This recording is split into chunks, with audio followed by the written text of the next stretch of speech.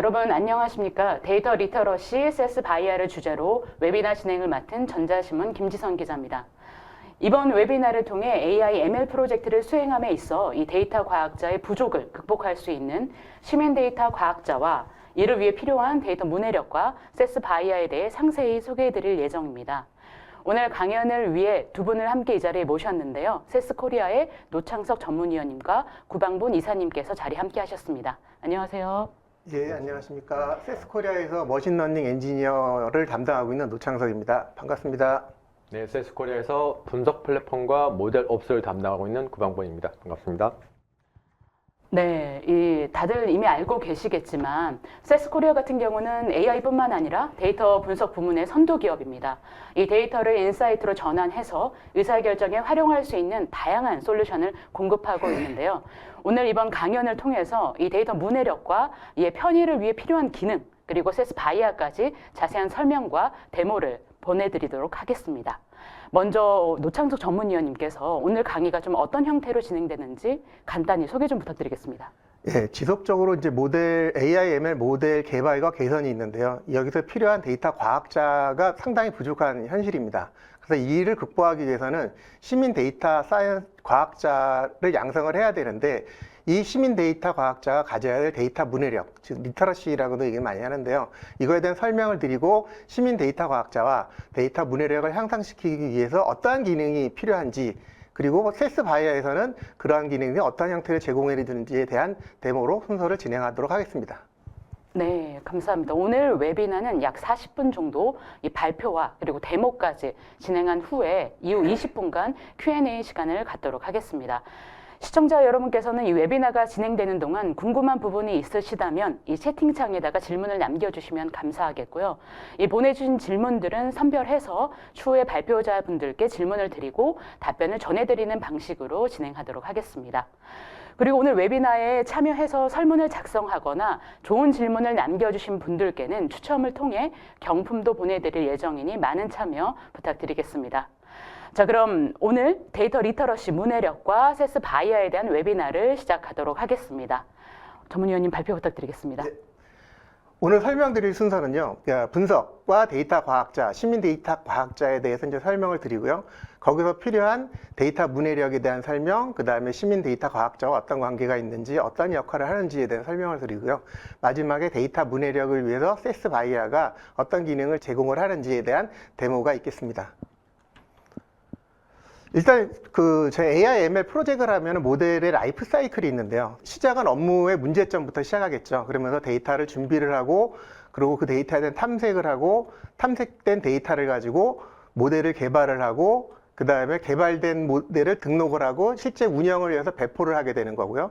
그래서 배포된 데이터를 가지고 어떤 의사결정을 하고 액션을 취하고 그거에 대한 결과를 받아보게 됩니다. 데이터의 최종 가치 생성은 액션과 그거에 대한 리절트로 인해서 발생이 되는 거고요. 거기서 나온 결과를 다시 모니터링을 통해서 이 모델이 지속적으로 제대로 된 성능을 발휘하고 있는지를 보고 필요한 경우에는 리트레이닝을 하는 이러한 루즈드 커플드하게 움직이는 그 형태대로 돌아가는데, 이러한 것들이 서로 유기적으로 연관이 돼야지만 효율적인 모델 관리와 지속적인 업무 개선이 필요하게 됩니다. 그 모델 주기 관리에서 보면은요, 과거에서는 전통적 모델 개발에서는 데이터의 전처리, 모델 생성 배포가 수기 내지는 프로그램을 통해서 이루어지게 되고요. 이런다 보면은 시간이 많이 길어지게 됩니다. 또한 모델을 배포를 하더라도, 실제 활용을 하더라도 모델이 지속적으로 활용함에 따라 그 성능이 떨어지는데요. 그 원인은 뭐냐면은 모델 개발은 기본적으로 데이터 기반으로 인해서 개발이 된 건데 데이터가 변한다는 거죠. 예를 들어 가지고 고객 특성에 기반한 모델을 만들었는데 고객의 행동 패턴이 변하게 되면은 개발된 모델은 점차적으로 성능이 떨어지게 됩니다. 그러기 위해서는 체계적인 모델 개발과 그 다음에 효율적인 모델 개발이 필요한데, 모델 개발을 할 적에는 자동화 또는 오토ML 기반의 모델 생성을 해서 모델 생성 기간을 최소화시키고, 그 다음에 그 모델에 대한 적용, 그리고 그 모델에 대한 지속적인 감시와 통제를 통해서 모델의 지속적인 개선이 이루어져야 됩니다. 그리고 이러한 패턴을 통해서 기업에서는 지속적인 모델에 대한 이익을 얻을 수 있다는 거죠.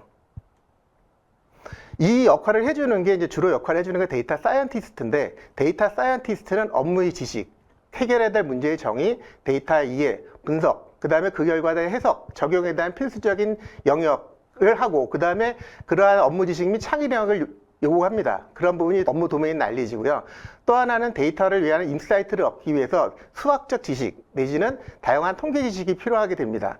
그리고 또 하나 이걸 프로그램을 하기 위해서는 프로그램 언어가 필요하게 되고, 그 다음에 다양한 패키지를 활용할 수 있는 지식이 필요합니다.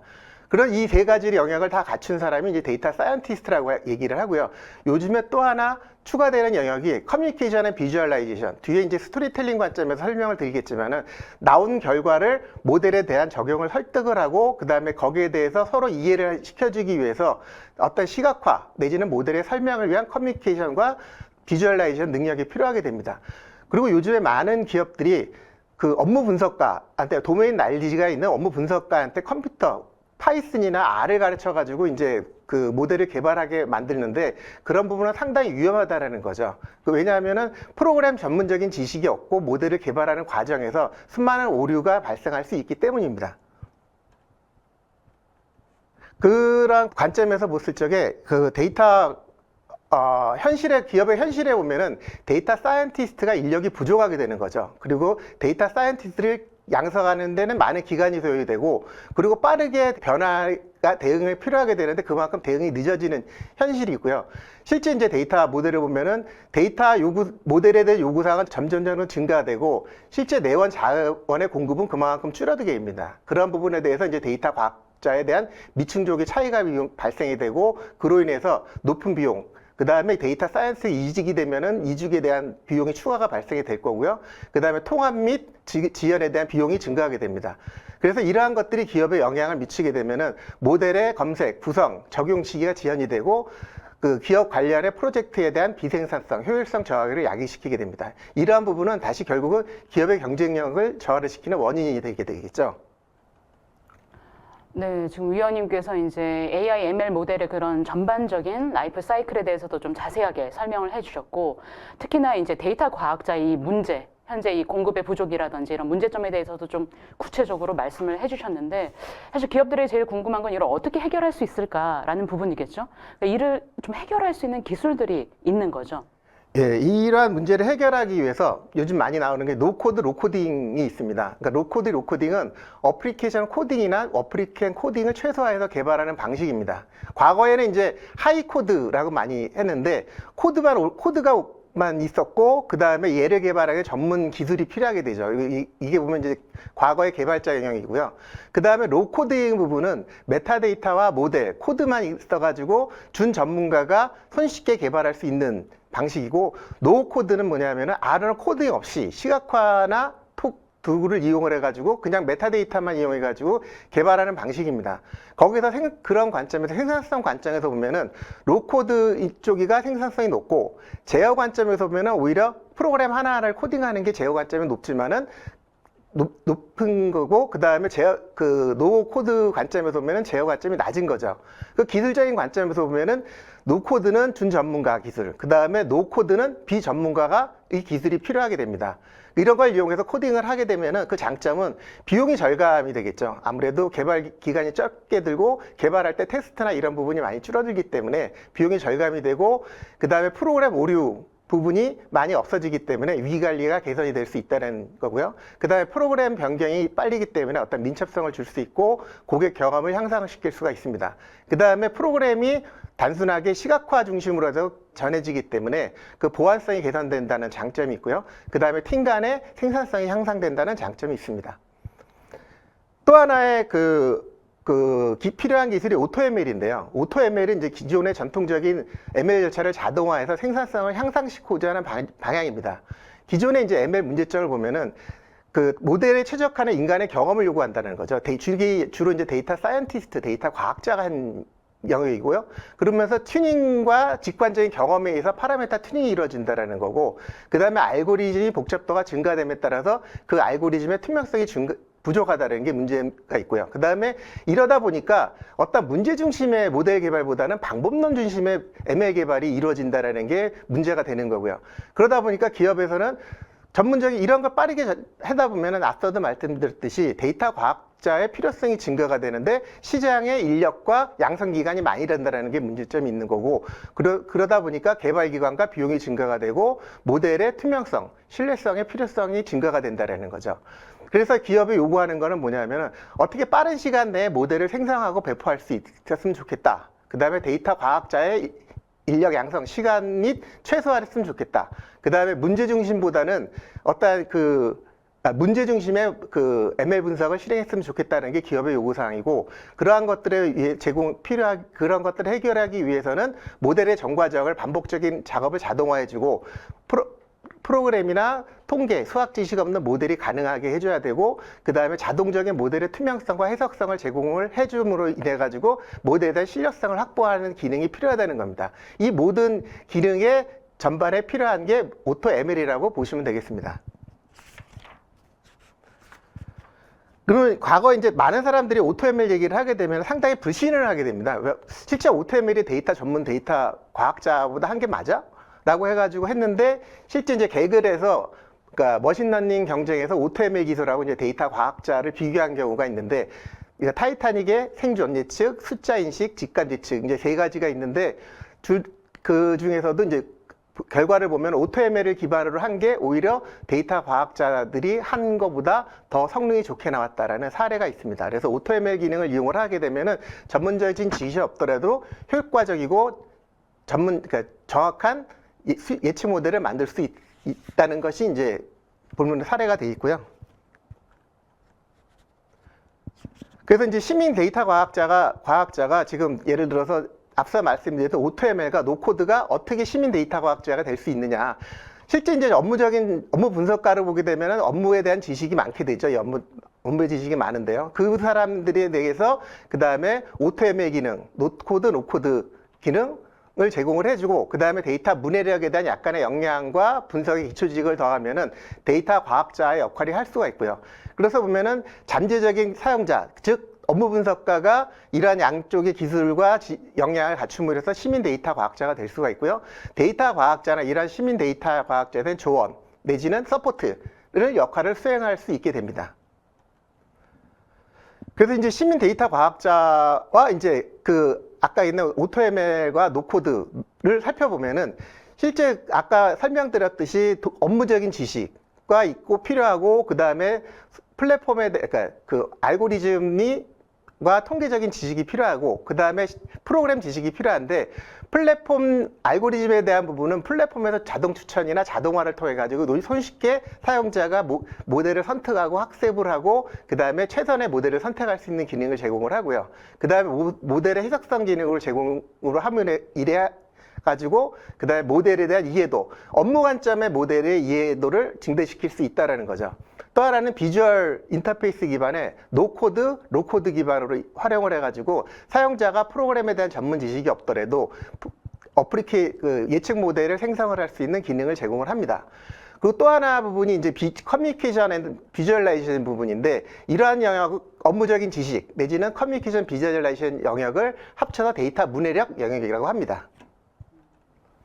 네, 지금까지 이제 위원님께서 이 오토ML을 비롯해서 노코드, 로코드까지 이제 자세하게 관련된 기술을 좀 설명을 해주셨는데, 설명을 듣다 보면 정말 이 데이터 과학자가 이런 역량들을 좀 대체해가지고 이용해서 그러니까 데이터 과학자 못지않게 시민 데이터 과학자가 이런 AI라든지 ML 프로젝트를 다양하게 좀 수행할 수 있겠다라는 그런 조금 이해가 되거든요. 되는데 아까 마지막에 말씀해주셨던 오늘 저희 이 웨비나의 또 하나의 큰 주제이기도 하지만 이 시민 데이터 과학자에게 필요한 역량인 이 데이터 문해력은 좀 뭔지 또 자세하게 좀 설명 부탁드리겠습니다. 예.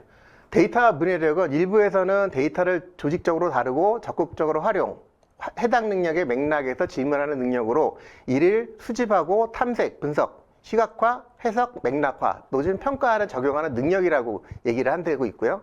그 다음에 데이터의 수집, 해석을 하고 이를 바탕으로 의사결정을 내리기 위해서 분석적 사고를 기반으로 시각화를 통한 다이대한 데이터를 이해를 하고 활용하는 능력이라고 이제 정의를 한 데도 있습니다. 같은 어에서는 과거 사람, 그 다음에 절차, 기술 중심에서 중간에 이제 데이터를 중심으로 해가지고 이러한 세 가지 기술이 엮여가지고 데이터를 읽고 쓰고 전달하는 능력으로 이제 정의를 했습니다. 근데 본인은 쭉 이렇게 여러 가지의 그 정의를 보다가 기업 관점에서는 어떤 게 나을 거냐라고 봤을 적에 문제를 해결하고 의사결정을 위해 데이터를 이해, 그 다음에 분석적 사고를 기반으로 해가지고 데이터를 수집, 탐색, 분석, 시각화를 통해 그 맥락화하고 이를 평가 전달하고 전달하는 능력이라고 생각을 합니다. 이 부분이 어쨌든 기업 관점에서는 이 부분이 좀 더 낫지 않을까라고 생각을 합니다. 그래서 데이터 문해력을 위해서 주로 작업하는 게 뭐냐면 일단 데이터를 읽습니다. 내가 문제 해결을 위해서 필요한 데이터를 인지를 하고 거기에서 데이터를 이해를 함으로써 그 데이터를 읽고요. 그 다음에 그 데이터를 작업을 합니다. 이해를 하고 거기에 대해서 어떠한 데이터가 문제가 있는지 정제가 필요한 거. 그 다음에 데이터를 탐색을 해서 데이터의 상관관계 같은 거를 이제 이해를 하고요. 그 다음에 거기서 그 데이터를 이용해 가지고 이제 데이터 분석을 해서 패턴을 위해서 이제 데이터 분석을 하고 그러한 데이터 찾아낸 패턴이라든지 어떤 인사이트를 보고서를 통해서 전달하는 크 이렇게 네 가지 영역으로 이제 작업을 수행하는 것을 보시면 되겠습니다. 그래서 이제 그 데이터 문해력을 위해서 어떠한 영향이 필요한지 그러면 첫 번째는 뭐 인지하는 겁니다. 내가 특정 목적을 위해서 필요한 데이터에 대한 인지가 필요하죠. 어떤 데이터가 필요한지 이런 인지를 해야 되고 그리고 그 데이터 그거에 대한 해석 그래프나 차트를 시각화를 통해서 그 데이터를 해석을 하고 또한 이러한 차트나 그래프를 이용을 통해서 나중에 어떤 정보를 전달할 적에 시각화 디자인에 활용을 할 수가 있고요. 그 다음에 분석에 생산된 정보에 대해서 비판적인 사고가 필요합니다. 이 데이터가 실제 맞아? 이 정보에 대한 결과가 맞아라는 비판적인 사고를 통해서 몸 더 나은 결과를 도출할 수 있는 게 필요하고요. 그 다음에 이러한 과정들을 통해서 데이터를 활용하고 분석하는 도구에 대한 이해가 필요합니다. 그리고 데이터를 봤을 적에 데이터가 이게 어떻게 나타났지? 그 다음에 데이터 오류에 대한 인식이 필요하고요. 그 다음에 아까 말씀드렸듯이 분석을 통해서 나온 그 인사이트나 패턴을 전달하는 능력이 필요합니다. 그리고 좀 전에 말씀드렸듯이 그 또 하나의 데이터 사이언티스트나 시민 데이터 그 과학자가 가져야 될 능력 중 커뮤니케이션과 비주얼라이제이션 관점에서 보면은요, 데이터를 스토리텔링, 즉 이야기적 접근이 필요합니다. 그래서 첫 번째 이런 거를 수행하는 단계를 보면은 전달적을 위해서 이제 문맥적 설계를 합니다. 청중을 알고 누구한테 볼 거냐, 그 목적이 뭐냐라는 걸 정의를 하고 그 다음에 이야기꾼이 되라는 거죠. 내가 전달할 내용과 메시지를 정리하고 무엇을 전달할 거냐, 어떤 거를 그릴 거냐, 그리고 그것을 전달했느냐에 대한 설명을 하고 마지막으로 내가 대한 후속 조치, 요청 및 결론을 전달을 하면 됩니다. 그리고 또 하나는 뭐냐면 얘를 가지고 스토리텔링 하면은 그 이 데이터 기반의 어떤 시각화를 통해서 그 사용자한테 이해하기 편하게끔 시각화를 해야 되고요. 그리고 이런 부분들이 서로 연결이 돼가지고 그 피드백을 통해서 계속 반영돼야 되는 그런 게 이제 스토리텔링적인 접근 방법이라고 보시면 됩니다. 그러면 이제 시민 데이터 과학자와 데이터 문해력이 어떠한 관계가 있느냐라고 봤을 적에 보통 시작은 이제 업무 분석가부터 시작한다 그랬죠. 업무 분석가는 데이터에 대한 인지, 데이터에 대한 이해도, 업무의 이해도, 분석적 사고가 있습니다. 왜냐하면 과거에는 데이터를 가지고 분석을 많이 했거든요. 대신에 이제 시민 데이터 과학자 되기 위해서 부족한 건 뭐냐면 분석적 사고, 이야기적 접근, 그 다음에 AI, ML과 관련된 기초 통계 지식이 좀 부족하다는 거죠. 이런 부분만 교육을 통해서 제공이 되면 시민 데이터 과학자가 될 수가 있습니다. 그러면 이제 시민 데이터 과학자가 우리 AI, ML의 각 단계에서 어떠한 활동을 하고 그거를 지원해 주기 위해서 필요한 기능이 무엇이 있냐를 살펴보면은요. 데이터를 수집기 에서는 데이터의 탐색, 접근, 데이터의 상태 및 분석을 하고 데이터의 정제, 선택, 표준화에 대한 생성을 하게 됩니다.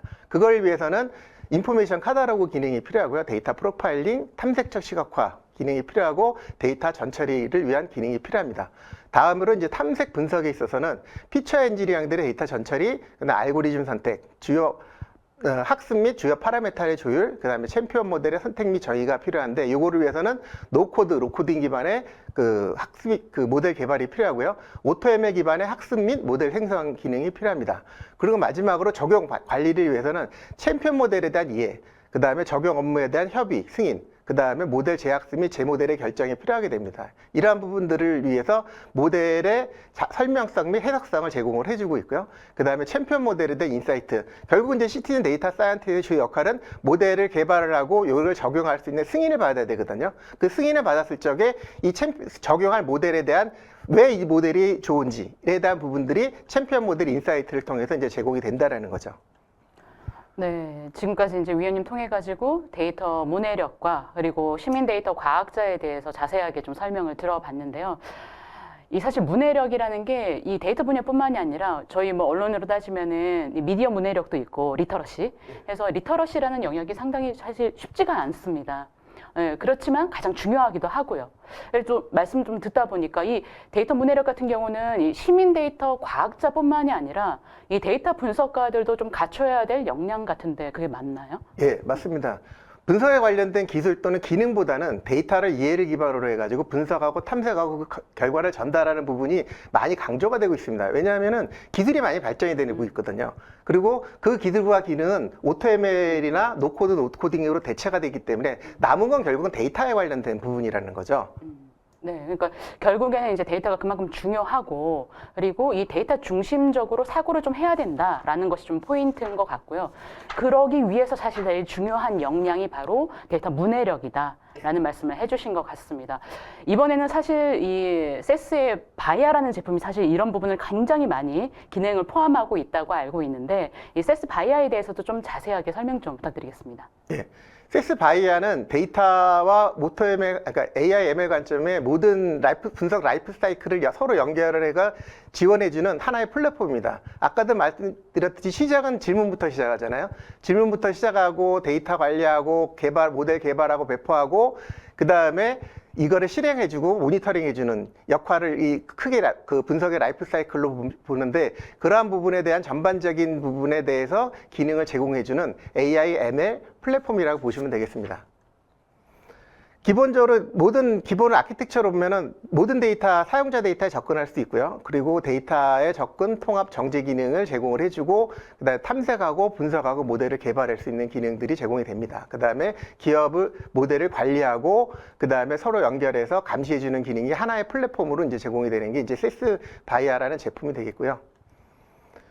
그리고 시장의 평가는 상당히 높은 평가를 받고 있습니다. 다양한 기관에서 다양한 관점에서 AI, ML을 평가하고 있는데 세스 바이아는 유일하게 모든 그 평가 기관에서 상위 그룹으로 평가하는 유일한 제품이라고 보시면 되겠습니다. 기본적인 제품 구성은요. 그러니까 비주얼 아날리틱스라 해가지고 기본적인 시각화 기능이 제공이 되고 데이터 부분, 그 다음에 VM에, 그러니까 머신러닝 해줄 수 있는 기능, 그 다음에 예측 해줄 수 있는 기능, 텍스트 분석할 수 있는 모델 관리 기능들이 이제 쭉 전체적인 기능들이 레고 형태로 이제 제공이 되고 있고, 이런 부분들이 하나의 통합된 플랫폼으로 사용자 입장에서는 투명하게 접근할 수 있는 플랫폼이라고 보시면 되겠습니다. 그리고 세스에서 제공하는 AutoML 기능은 상당히 다른 제품과 다르게 다양하게 기능에서 제공을 해주는데요. 데이터의 전처리부터 시작을 해가지고 데이터의 탐색, 모델, 그 다음에 결과 해석에 관련된 전반적인 기능에 대해서 AutoML, 내장된 그 ML 기능을 이용을 해가지고 데이터 프로파일링이라든지 그 다음에 시각화 추천이라든지 이런 부분들이 자동적으로 제공이 됩니다. 이런 부분들을 이용해서 데이터 문해력을 능력을 증가시키고 그 다음에 빠르게 데이터를 분석을 하고 전달할 수 있는 그런 환경을 제공해 주는 게 이제 저희 세스 바이아로 보시면 되겠습니다. 다음은 이제 제가 이제 기능 설명은 안 드렸는데요. 자세한 기능은 그 데이터 세스 데모를 통해서 살펴보시면 되겠습니다. 네, 지금까지 이제 위원님께서 이 세스 바이아의 이제 주요 기본 기능들까지 쭉 설명을 해 주셨고요. 뭐 앞서 이제 발표 때도 말씀해 주셨던 것처럼 뭐 가트너라든지 IDC 같은 그런 유수한 평가 업체에서 모든 부분에서 리더를 차지한다는 건 사실 드문 일이거든요. 근데 그만큼 이제 객관적으로 실력이 증명이 됐다라는 그런 솔루션으로 볼 수 있을 것 같습니다. 이번에는 좀 더 구체적으로 데모를 보면서 어떻게 기능을 구현할 수 있는지 자세히 설명을 들어보도록 하겠습니다. 네, 이사님 부탁드립니다. 지금까지 시민 데이터 사이언스가 갖춰야 될 어떤 문해력을 갖기 위해서 많은 기능 스킬들이 필요한데 그런 것들을 데이터 사이언티스트가 아니고 일반 업무 담당자들이 어떤 분석 쉬운 플랫폼을 통해서 어떤 데이터의 이력을 높여서 업무에 임할 수 있는 그런 분석 플랫폼에 대해서 소개를 드리도록 하겠습니다. 앞에도 쭉 말씀드렸는데요. 일단 CS 바이아 빅데이터 분석 플랫폼이 이런 형태로 되어 있습니다. 예를 보면 어떤 담당자든 분석의 라이프 사이클은 처음에는 일단 데이터를 준비해야 되죠. 데이터가 어디에 있는가 찾아야 되고, 그리고 데이터를 디스커버리 해야 됩니다. 시각적으로 탐색적 분석을 통하고, 시각적으로 탐색을 쭉 하다가 어떤 패턴을 찾고, 그 패턴을 찾아서 그 패턴을 사전에 예측해서 업무에 활용하면 어떤 그 손실률을 줄일 수도 있고, 그 다음에 실패를 줄일 수도 있고, 이익을 더 극대화할 수도 있고, 그런 예측 모형을 만들어 쓰는 게 데이터 사이언티스트의 할 일이죠. 근데 이런 것들을 시민 데이터 사이언티스트 입장에서도, 시티즌 데이터 사이언티스트 입장에서도 이런 분석 플랫폼을 통해서 쉽게 할 수 있는 것, 그게 CES가 제공하고 있는 CES 바이아 빅데이터 분석 플랫폼입니다. 여기에 대해서 데모를 통해서 하나씩 보도록 하겠습니다. 일단 먼저 데이터 준비 부분에서 제일 먼저 해야 될 거는 내가 원하는 데이터가 어디 있는가를 찾아야 돼요. DW 안에 수많은 테이블들이 있죠. 그 안에서 내가 원하는 데이터를 찾아야 되는데 어떻게 찾냐고 하면 CS에는 정보 에셋 검색이라고 있습니다. 그 정보 에셋 검색이 들어가서 DW의 수많은 테이블에서 내가 원하는 데이터를 쉽게 찾는 방법을 한번 설명드려보도록 하겠습니다. 자, 여기 지금 CS 바이아의 메뉴들입니다. 보면 여러 가지 메뉴들이 있는데 이 부분에 정보 에셋 검색이라는 데 들어가서 내가 필요한 어떤 이게 커스터머, 근데 내가 스펠링 오타나서 커스터머라고 잘못 쳤어요.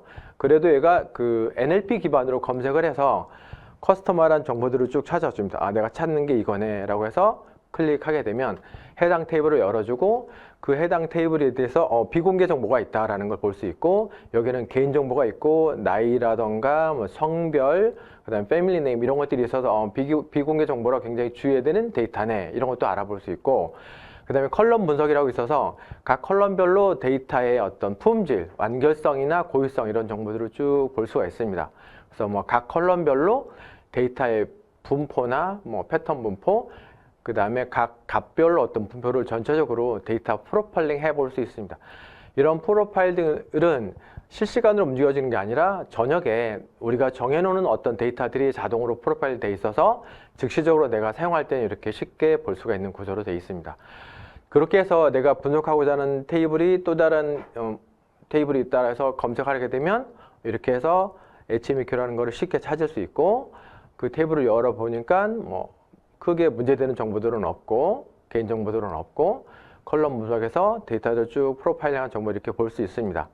그렇게 해서 데이터의 완결성이나 고유성 측면에서는 괜찮은지, 각 컬럼별로 값의 분포나 이런 것들이 이상 없는지 이렇게 쭉 볼 수 있고요. 이렇게 보면서 이제 내가 이거를 그냥 그대로 데이터를 써도 되겠네, 아니면 내가 데이터를 좀 정제하거나 가공해야 되겠네 라고 하면 데이터 준비란 메뉴에 들어가서 데이터를 또 가공을 할 수가 있습니다. 거기 이제 변환기가 여러 가지가 저렇게 GUI 방식으로 되어 있는데, 저런 GUI 방식의 어떤 거를 드래그 앤 드롭 통해서 데이터를 가공할 수 있습니다. 그렇게 해서 저 데이터에서 내가 공백을 제거하고 싶다 그러면 공백 제거라는 거 갖다 놓고 어떤 컬럼을 공백 제거할 건지, 그 다음에 대소문자에서 어떤 특정 컬럼을 내가 잡이란 컬럼을 다 대문자로 바꾸고 싶다 그러면 저렇게 설정하고요.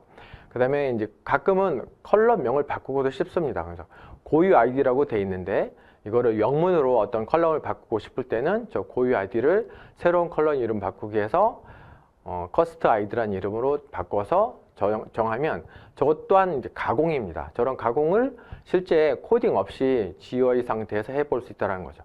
그래서 저 가공을 그대로 저장을 합니다. 가공 3이라고 저장을 해놓고 다음에 저 3을 꺼내서 추가 더 가공을 할 수도 있는 거고요. 그렇게 해서 이제 만들어진 게 저렇게 HMEQ3이라고 되어 있는데, 실제 데이터를 미리 보기 위해서 쭉 볼 수 있고요. 그러면 아까 바뀐 거대로 컬럼명이 커스트 아이디로 바뀐 거 볼 수 있죠. 그 다음에 리즌에서도 잡에서도 다 대문자로 바뀌어 있는 거라던가, 이렇게 해서 그 다음 작업을 모델 생성을 하거나 아니면 탐색적 시각화를 하거나 이렇게 쭉 이어갈 수 있는 것입니다. 자, 이렇게 해서 쭉 데이터를 찾고 데이터를 가공하는 걸 볼 수 있었고요. 추가적으로 이제 이렇게 데이터 전체적인 메타데이터를 관리하기 때문에 어떤 데이터가 어디에서 어떻게 가공이 돼서 어떤 데이터가 만들어졌고, 그 데이터를 어느 분석에서 쓰였고 어느 레포트에서 쓰였고 이런 것들을 다 일목요연하고 이게 볼 수가 있는 그런 기능을 제공하고 있습니다. 자, 그렇게 해서 지금까지 데이터 분석 부분에서 쭉 봤습니다. 네.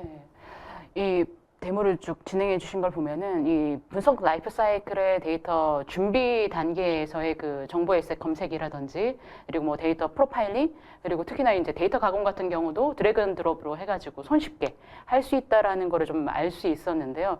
실제로 진짜 기능들을 좀 보니까 우리가 그 전문 지식이 없어도 할 수 있는 노코드, 로코드 형태로 많이 좀 이루어져 있다라는 거를 좀 확인할 수 있었고 정말로 이제 이 코딩에 대한 전문 지식이 없는 일반 사용자도 쉽게 사용할 수 있기 때문에 말씀 주셨던 그 데이터 민주화를 실현할 수 있는 제품이 아닐까라는 생각이 또 들기도 하는데요. 또 하나 제가 알기로는 이 세스가 특히나 이 데이터 옵스에 좀 강점이 있다라고 들었는데 어떤 부분에서 좀 강점이 있는지 이어서 좀 설명 좀 부탁드리겠습니다. 네, 데이터 옵스 부분에 그 전문 어떤 영역에서 보시면은 지금 이 부분에서 볼 수 있는데요. 일단 데이터 옵스, 세스가 데이터 옵스 부분에 굉장히 하는데 세스를 쓰는 많은 유저들이 세스에서 가장 집중적으로 쓰는 부분이 데이터 핸들링, 데이터 가공입니다. 그리고 데이터 가공에서도 특히 그 데이터 품질 부분에서도 많은 기능을 갖고 있습니다. 데이터 품질의 그 대표적인 데이터 뭐 중복 제거라던가 그다음 데이터 표준화라던가 그다음에 데이터 뭐 퍼지 매칭 이런 걸 통해서 데이터의 인리치먼트 할 수 있는 그런 것들을 많이 갖고 있고요. 또 하나는 정보 에셋 부분에서 검색하는 거 이것도 되게 아무튼 앞에서 보셨지만 데이터 옵스 부분에서 굉장히 중요한 기능으로 이야기하고 있습니다. 자, 그러면 그 다음으로 이제 데이터가 준비가 됐고 그 다음에 데이터를 일부 가공을 했어요. 그 다음에는 이제 데이터를 탐색을 해야 되는데 탐색하는 건 일단 시각적인 어떤 레포트를 통해서 쉽게 인사이트를 구할 수 있는 건데 CSS에는 어떻게 그 IT에 대한 전문 지식이 없고 리포트에 대한 전문 지식이 없어도 CS 분석 플랫폼에서 그런 것들을 잘 할 수 있는지 보도록 하겠습니다. 자, 그러면 일단 그 데모에 앞서 이런 데이터가 있습니다. 배드란 컬럼은 일단 그 불량 데이터, 그러니까 0이라고 되어 있는 거는 정상 데이터고요. 1이라고 되어 있는 거는 그 프로덕이 불량이다라는 거고 이 옆에 있는 매적 값들은 정상과 불량이 만들어지면서 여러 공정 단계에서 만들어진 매적 값들입니다. 그러면 이런 공정이 어떤 상황에 있을 때 어떤 거는 정상으로 가고 어떤 거는 불량으로 갔어요. 이거를 내가 찾고 싶어요. 근데 데이터 사이언스들은 이런 일들을 많이 했기 때문에 어떻게 접근한 건지를 쭉 알겠지만 이런 거를 그 시티즌 데이터 사이언스들이 어떻게 분석 플랫폼으로 쉽게 할 수 있는지 그거를 보도록 하겠습니다. 자, 그러면 지금 처음에 그 불량과 정상을 갖고 있는 저 컬럼 위에가 이제 정상이고 밑에가 불량인 거죠. 그 상태에서 각 공정별 매적 값들이 있어요. 그렇게 봤을 때 거기에 이제 어떤 장비 설비별로도 어떤 그룹핑이 있죠. 그러면 어쩔 때 정상이고 어떤 때 불량인가 그 분포를 볼 수 있습니다. 그래서 불량일 때는 저 매적 값이 상단에 아웃라인처럼 찍혀 있죠. 그 다음에 정상일 때는 밑에 있고 저런 것들이 이제 쉽게 어떤 인사이트를 얻죠. 어떤 매저의 어떤 값일 때는 불량이고 정상이다. 그런 것처럼 쭉 해볼 수도 있지만 모든 매저를 저렇게 다 넣어놓고 어떤 매저가 상관관계가 짙은지 이런 것들을 시각적으로 볼 수도 있고요. 그리고 이제 여기에 이제 여러 가지 그 자동으로 데이터를 설명해 드리는 게 있습니다. 저 불량, 정상이란 거를 자동으로 네가 좀 머신러닝, ML 기반으로, AI 기반으로 설명을 해줘 하면 얘가 쭉 분석을 해서 이렇게 설명을 해줍니다. 지금 불량에 대해서 가장 이유가 되는 매저들을 얘가 랭킹을 매줘서 매저 10번이 가장 영향이 많고 그 다음 6번이고 저런 순서대로 쭉 나와 있는 거죠. 그래서 어떤 조건에 어떤 값일 때 얘가 불량으로 가고 정상으로 가져다는 걸 쭉 볼 수가 있고요.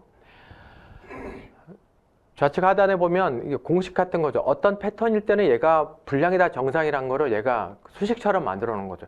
저거를 조금 정교하게 되면 이제 모형이 만들어지는 거죠. 불량 예측 모형이 만들어지게 되는 거죠.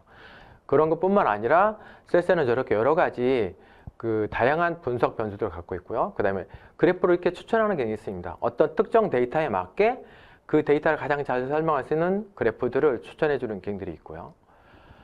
그래서 이렇게 여러 가지 많은 기능들이 있습니다. 그 중에서도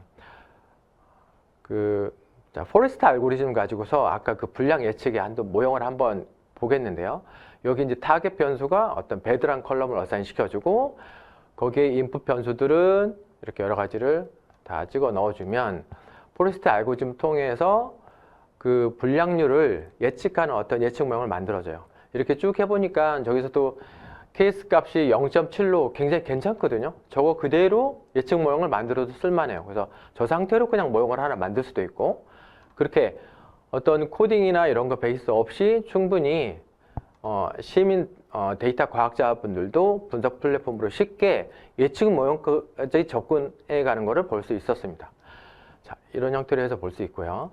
그렇게 해서 어떻게 하면 탐색을 쉽게 할 수 있나, 데이터를 이해하고 어떤 패턴을 찾아내고 문제를 찾아내는 거, 이런 것들을 쭉 볼 수 있었고, 그리고 이제 최근에 GenAI가 얘기가 많은데 SES에서도 GenAI를 통해서 접목시키는 제품들이 지금 계속 늘어나고 있습니다. 그래서 향후에는 그냥 SES 바이아이 되고 이렇게 얘기할 것 같아요. 어떤 데이터가 어디 있는지도 몰라요. 어떤 데이터를 가지고서 내가 어떤 문제를 찾아줘 하면 얘가 SES가 알고 있는 데이터를 다 뒤져서 어떤 인사이트를 말로 쭉 해주거나 그래프를 보여주거나 이렇게 할 것 같아요. 그런데 지금은 그런 제품들을 계속 만들어가고 있고 지금 GenAI 분석이라고 해서 그 코파일럿, SES 바이아 코파일럿이라고 있는데 그 부분이 어떻게 제품되어 있는가 보도록 하겠습니다. 자, 이 제품이 지금 SES 바이아 코파일럿인데요. 지금 보시면 여기다가 이렇게 코멘트로 나는 로지스틱 회계 분석에 대해서 모형을 만들고 싶어 라고 이렇게 쓰고서 그 제너레이트 코드 하게 되면 이거 이제 SES 바이아 코파일럿이 작동해서 로지스틱 회계 분석에 대한 뭐 SES의 어떤 프로시저 정보들을 얘가 쭉 만들어줘요. 저런 형태로 로지스틱 회계 분석이 돈다라는 걸 이제 만들어주게 되는 거죠. 저 상태에서 이제 실제 내가 데이터로 열어봤는데 데이터가 이제 CSV 파일 형태로 돼 있죠. 저 CSV 파일 형태도 내가 SES 분석하려면 데이터를 만들 수 있는데 저 제너레이티브 CS 파일을 데이터 폴더에서 갖다가 SES 워크방에 데이터를 만들어줘란 저렇게 이야기를 한 거죠. 그리고 나서 저기에 대해서 코드를 만들어라고 하면 또 SES 바이아 코파일럿이 작동해서 저거를 그 워크방에 넣는 거를 이렇게 만들고 있는 거죠. 저런 형태로 해서 지금은 말로 하고 얘가 실제 그런 데이터를 프로그램을 자동으로 하고 실제 실행을 해서 그 데이터 결과값을 만들 수 있게 하는 그런 형태로 지금 발전하고 있습니다. 그래서 실제 데이터가 그 CSV 파일을 데이터 형태로 만들어 놓은 거고 저렇게 데이터 만들어 놓은 형태를 가지고서 이제 나는 또 다른 분석을 하고 싶은 거죠. 아까 로지스틱 회계 분석을 하고 싶었는데 그것 또한 저 데이터를 가지고서 로지스틱 회계 분석을 하는데 이 SES 코파일럿에 또 이야기를 하는 거죠. 어떻게 하냐면 로지스틱 회계 분석을 만드는데 타겟 변수는 뭘로 하고 그 다음에 인풋 변수들은 뭘로 해서 로지스틱 회계 분석을 만들어 봐 라고 하고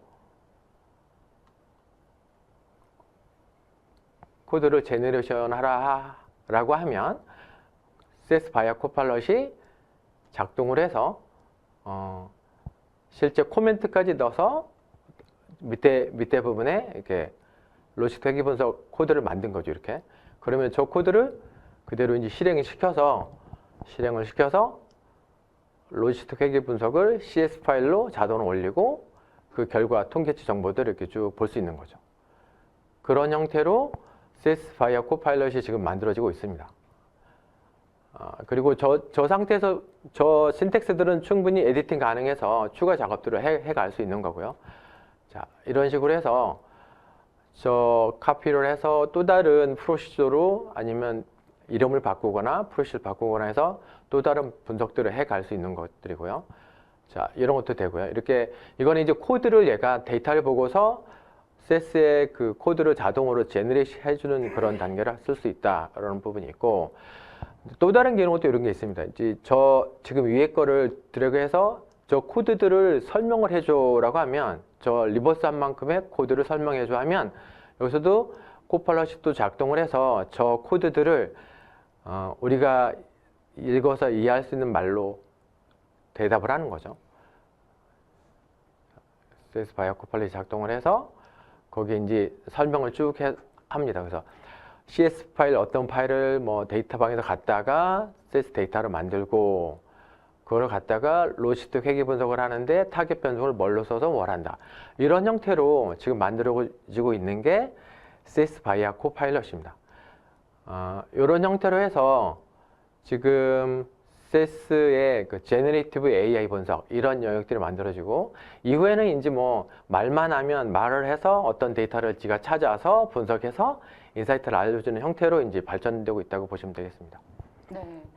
이 전반적으로 분석 라이프 사이클의 시각화 부분에서 이제 데이터만 넣으면 자동으로 뭐 데이터를 설명해주는 기능이라든지 아니면 이 데이터에 맞는 그래프를 자동으로 추천해주는 이런 기능 같은 경우는 이 데이터 리터러시, 그러니까 문해력을 높이는데 아주 좀 유용한 기능이 아닐까 싶습니다. 왜냐하면은 뭐 전문적인 지식이 없더라도 쉽게 이제 이용할 수 있다는 측면에서 굉장히 조금 유용할 것 같고요. 그리고 아까 마지막에도 말씀 주셨던 그 생성형 AI를 통한 이 생성형 분석인 세스 코파일럿이 맞죠? 세스 코파일럿? 네. 세스 코파일럿도 앞으로 굉장히 좀 유용해질 것으로 좀 보이는데 아마 지금 듣고 계신 분들도 궁금한 포인트가 뭐 잠깐 말씀을 해주셨지만 이 생성형 AI가 워낙 화두다 보니까 과연 이 세스 제품 같은 경우는 앞으로 이 생성형 AI를 어떤 식으로 좀 접목할 것인지 이런 로드맵이 좀 있다면은 좀 간단하게 설명 좀 부탁드리겠습니다. 네, 지금 CES에서는, CES R&D에서는 아주 바쁘게 생성 AI를 CES 기존의 바이오 분석 플랫폼과 연계해서 여러 제품들을 만들고 있습니다. 그래서 이제 아까는 이후에는 말씀드렸지만 지금은 CES의 코드를 제너레이션 해주는 그런 부분이지만 나중에는 데이터를 얘가 스스로 찾아서 어떤 분석의 인사이트를 그래프나 표로 쭉 설명해주는 그런 형태로 발전할 거라고 봅니다.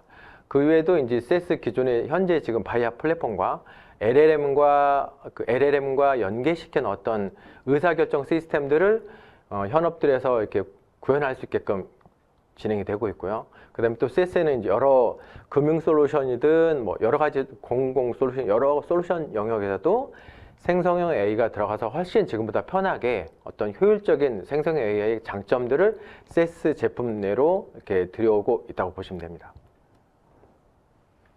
네.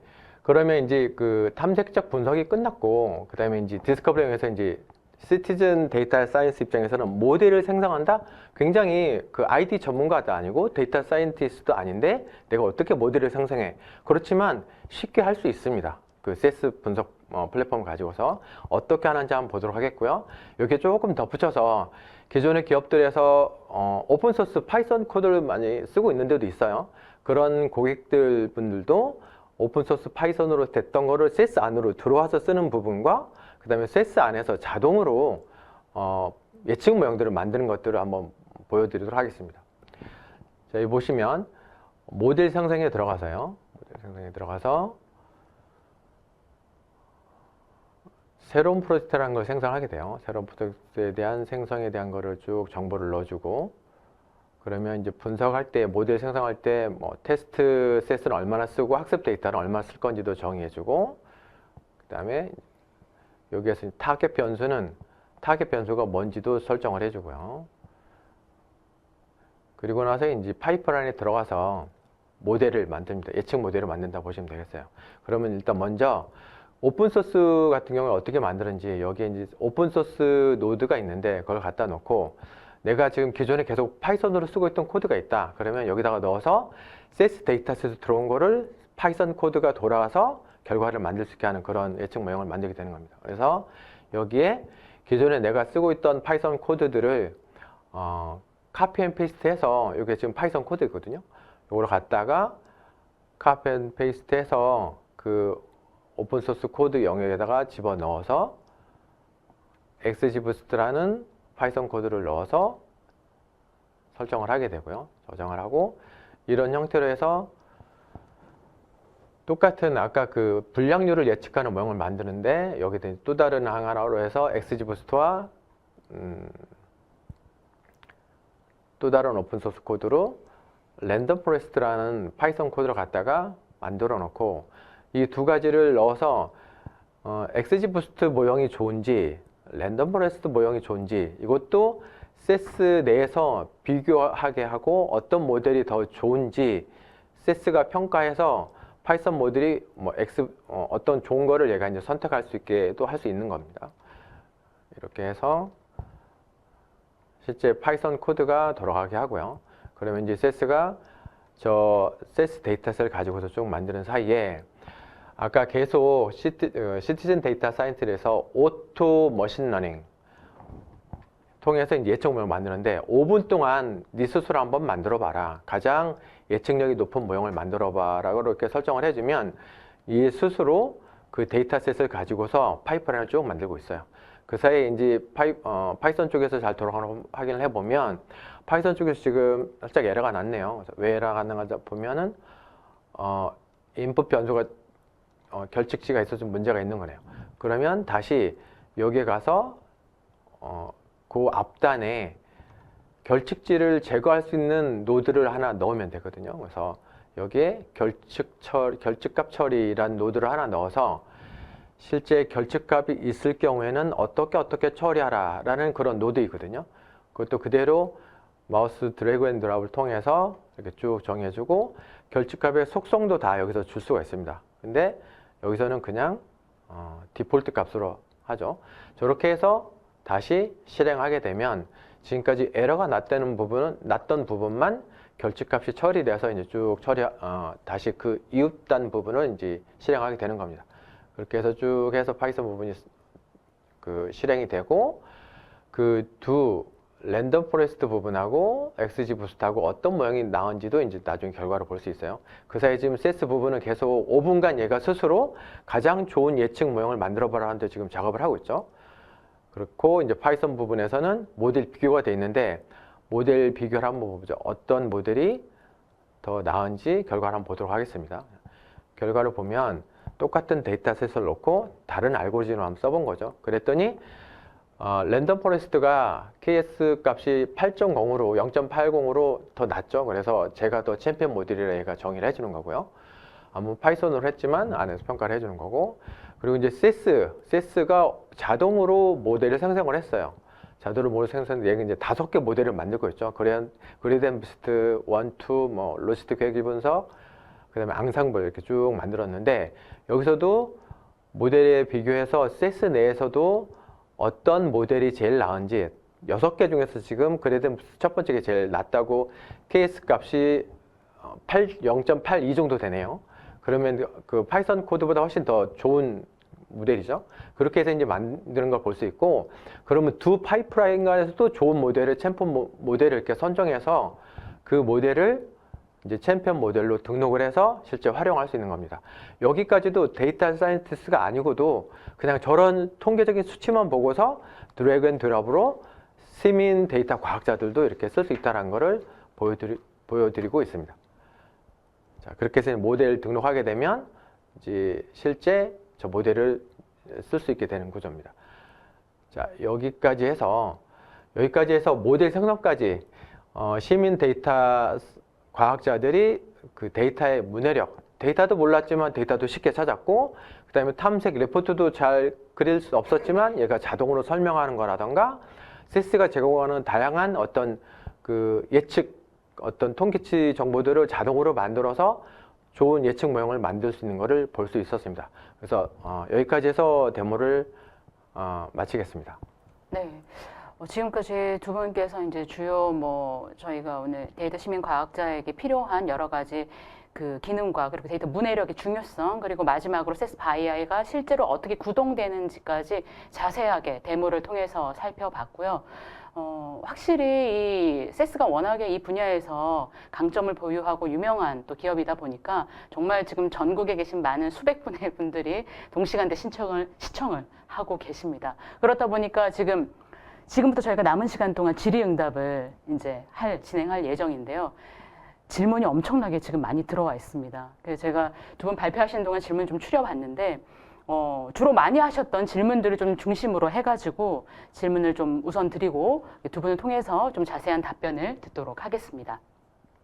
먼저 첫 번째로 또 많은 분들이 주셨던 질문 중에 하나가 이 최근에 이 오픈소스 활용 기업들이 많은데 그 기업들에게도 이 세스 플랫폼을 도입할 필요성이 좀 있는지, 왜냐하면 굳이 오픈소스 써도 되는데 세스 플랫폼을 써야 되냐, 이 질문이신 것 같아요. 이거는 이사님께서. 네. 최근에 오픈소스를 사용하는 기업들이 많이 있습니다. 그리고 지금까지도 이제 쭉 오랫동안 한 해, 두 해, 세 해를 쭉 쓰다 보면 제가 이제 그런 기업들을 만나보면 모델이 너무 많은데 관리가 안 돼요. 그 다음에 모델의 어떤 성능을 제대로 재평가해서 쓸 수 있어야 되는 그런 관리가 너무 안 돼서 최근에 이제 모델옵스, ML옵스라고 해서 모델을 어떻게 성능을 계속 꾸준하게 유지할 수 있는 그런 플랫폼을 필요로 하거든요. 거기에 아까 말씀드린 세스의 분석 플랫폼이 데이터 옵스, 데이터 부분부터 시작해서 예측 모형을 만들고 그 모델의 어떤 성능을 지속적으로 평가해서 어떤 기업의 프로세스 워크플로우를 전체적으로 자동화해서 관리할 수 있는 그런 거를 제공을 하고 있습니다. 그래서 아까 파이썬 부분도 쉽게 쓸 수 있었지만 세스 분석 플랫폼에 들어가면 기존의 오픈소스로 쓰는 것들을 어떤 ML옵스, 모델옵스 기반에서 쭉 잘 관리할 수 있는 그런 형태로 쓸 수 있기 때문에 충분히 의미가 있다고 볼 수 있습니다. 네.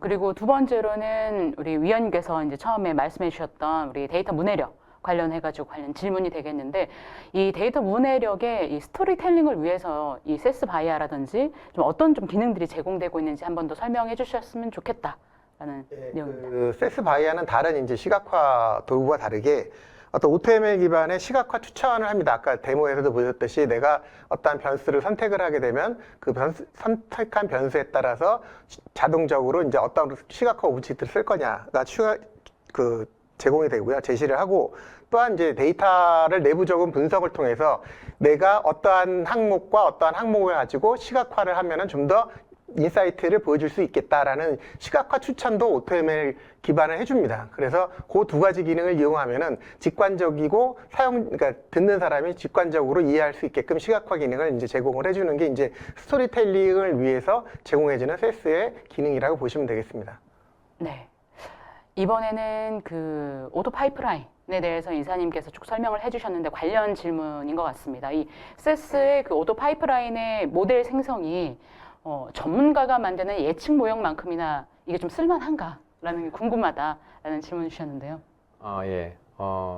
좋은 질문인데요. 일단은 그런 얘기를 많이 합니다. 세스 내에서도 기존에 전통적으로 오토 파이프라인 아니고서 어떤 예측 모형을 이제 그 분석 전문가들이 쭉 만들었어요. 근데 예측력이 어떤가 좋은가 세스 내부에서도 한번 해본 게 있거든요. 그런데 세스 내부의 분석 전문가가 열심히 뭐 하루 이틀 막 만든 거랑 OTML로 찍 5분, 10분에서 만든 거랑 예측력이 훨씬 더 좋은 결과를 몇 번 봤어요.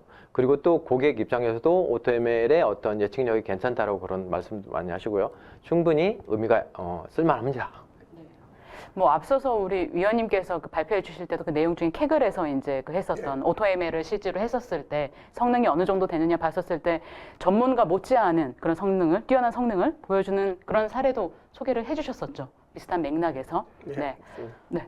이번에는 또 이 데이터 문해력 관련된 질문인데, 이 데이터 문해력의 이 데이터에 대한 좀 이해를 도와주는 좀 기능이 있는지 궁금하다라는 질문입니다. 예, 그 세스의 바이아에서는 인포메이션 거버넌스라는 제품이 있습니다. 그 제품에서 우리가 보통 보면 이제 데이터 거버넌스에서 발전된 게 인포메이션 거버넌스라고 보시면 되는데, 데이터 그 중에서 이제 그 각각의 역할인데 데이터의 오너 내지는 데이터 스튜어드가 정의한 메타데이터를 가지고 관리를 하고 그거를 갖다가 사용자한테 제공해주는 기능이 있어서 데이터에 대한 이해를 높일 수 있는, 업무적으로 데이터를 높일 수 있는 기능이 제공이 되고요.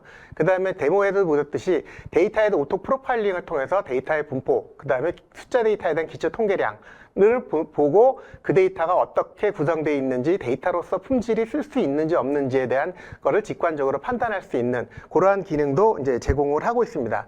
그리고 그 프로파일링을 통해서 보면은 데이터의 패턴이라는 걸 보가지고 얘는 좀 데이터의 정제가 필요하겠어 라는 것도 이제 그 데이터를 보면서 이제 해석할 수가 있고요.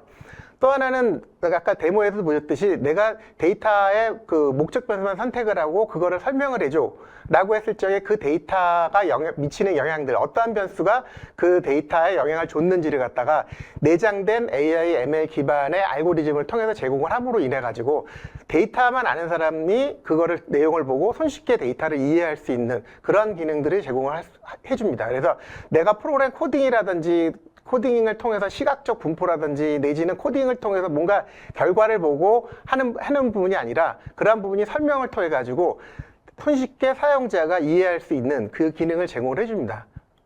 네.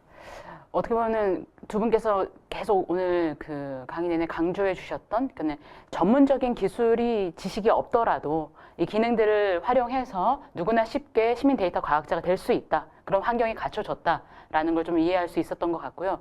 이번 질문 같은 경우는 제가 지금 말씀드린 것과 연결이 되는 것 같은데 이 IT 지식이 없는 사람도 이 세스 바이아의 데이터 가공 기능으로 코딩 없이 분석 데이터를 만들어서 사용할 수 있는지 궁금하다라는 질문을 주셨습니다. 이사님께서. 네. 예, 재밌는 질문인데요. 일단은 제 입장에서는 예라고 대답할 수 하고 싶지만 실제는 그럴 수 없을 거라고 봅니다. IT 지식이 없는 사람도 초기에는 세스 바이아를 통해서 GUI 형태로 포인트 앤 클릭 형태로 해서 작업을 합니다. 근데 그렇게 해서 어느 정도는 시민 데이터 과학자 입장에서는 쓸 수 있어요. 근데 조금 하다 보면 욕심이 생길 거예요. 데이터를 조금 더 깊게 가공하고 파생 데이터도 막 만들고 싶을 거예요. 그런 거에서는 기본적인 기능들은 뭐 테이블을 조인한다던가 아니면 그 안에서 어떤 특정 파생 데이터를 만든다던가 그 다음에 중복 데이터를 제거한다던가 이런 것들은 그냥 GUI 기반에서 쉽게 할 수 있어요. 진짜 IT 지식 없이도. 그런데 조금 더 나아가서 파생 데이터를 이렇게 저렇게 만들고 싶어요. 그런 부분에서는 코딩이 좀 필요한 게 있을 수 있는데 또 그때는 거기에 맞게 또 세스가 간단한 온라인 튜토리얼도 제공할 수 있고 교육을 통해서 그런 작업들을 해갈 수 있게 지원할 할 수 있습니다. 예. 네.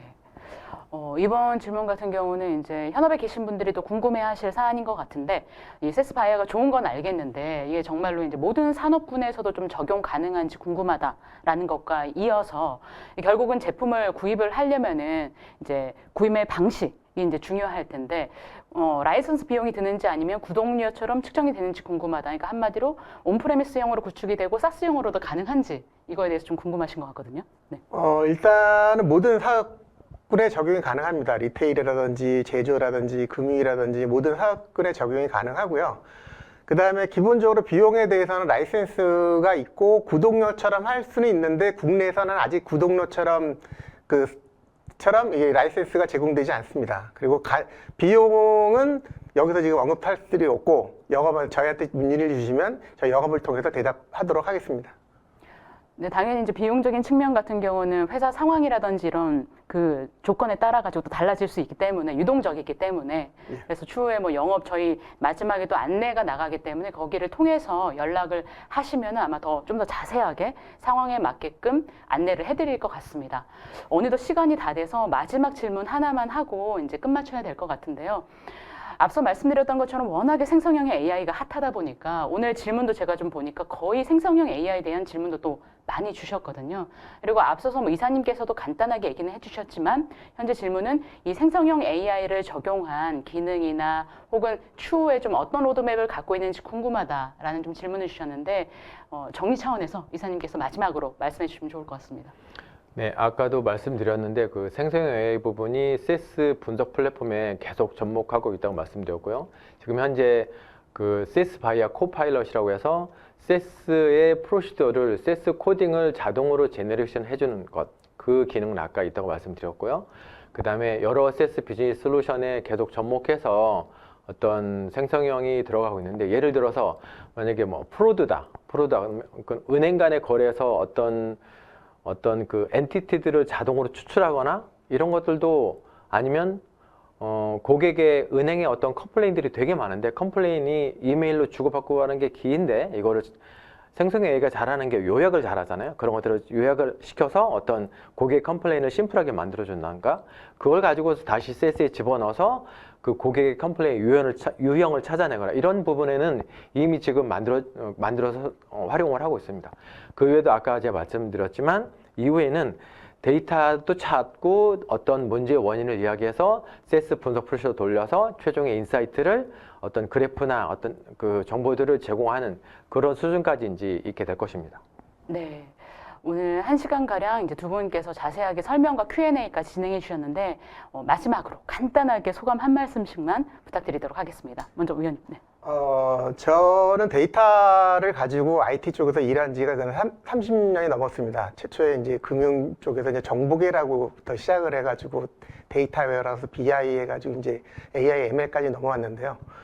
그러한 과정에서 패턴은 똑같다라는 거죠. 데이터를 수집하고 분석하고 거기에 나온 인사이트를 딜리버리해주고 이러한 패턴은 똑같은데 그게 옛날에 BI라든지 지금의 AI, ML이라든지 패턴은 똑같습니다. 그런 패턴에 대해서 필요한 것들을 체계적으로 정리해 놓은 게 데이터 리터러시라고 보면 됩니다. 근데 과거에는 뭐냐면 과거에는 기술적인 부분이 많이 개입이 돼 있거든요. 근데 요즘은 도구가 많이 코카핏이라든지 오토ML이라든지 시각화 추천이라든지 다양한 기술과 기능들이 자동적으로 됨으로 인해 가지고 과거에 사람 그 다음에 프로세스, 기술 중심으로 흘러갔던 것들이 가운데 데이터라는 부분이 같이 연결돼서 돌아간다는 거죠. 그리고 그 과정에서 데이터라는 부분이 상당히 중요한데 결국 그 데이터를 체계적으로 이해를 하고 활용하는데 필요한 역량이 데이터 리터러시라고 보면 됩니다. 그래서 그러한 역량을 키우기 위해서 그 노력을 하고 하면은 충분히 AI, ML이라든지 이런 프로젝트에 큰 어려움이 없이 적용이 되지 않을까라고 판단이 됩니다. 마지막으로 말씀드리고 싶은 거는 데이터 사이언티스트 누구나 다 되고 싶죠. 근데 생각보다 여러 랭귀지도 해야 되고 되게 어렵잖아요. 그런데 지금 말씀드린 어떤 시민 데이터 과학자의 어떤 역량들을 쭉 말씀드렸고 그런 상용 제품들이 있어요. 그래서 그 분석을 어떤 툴을 쓰는가가 중요한 게 아니라 얼마나 분석을 잘하고 인사이트를 만들어내는 거거든요. 그런 것들을 이렇게 세스 분석 플랫폼을 이용하면 훨씬 빠른 시간에 쉽게 할 수 있다는 것을 말씀드리고 싶습니다. 네. 이상으로 시민 데이터 사이언티스트의 필수 역량, 데이터 리터러시와 세스 바이아를 주제로 한 오늘의 웨비나를 마치도록 하겠습니다. 저희는 다음번에 세스와 함께 또 좋은 주제로 찾아뵙겠습니다. 이상 시청해주신 여러분 감사합니다.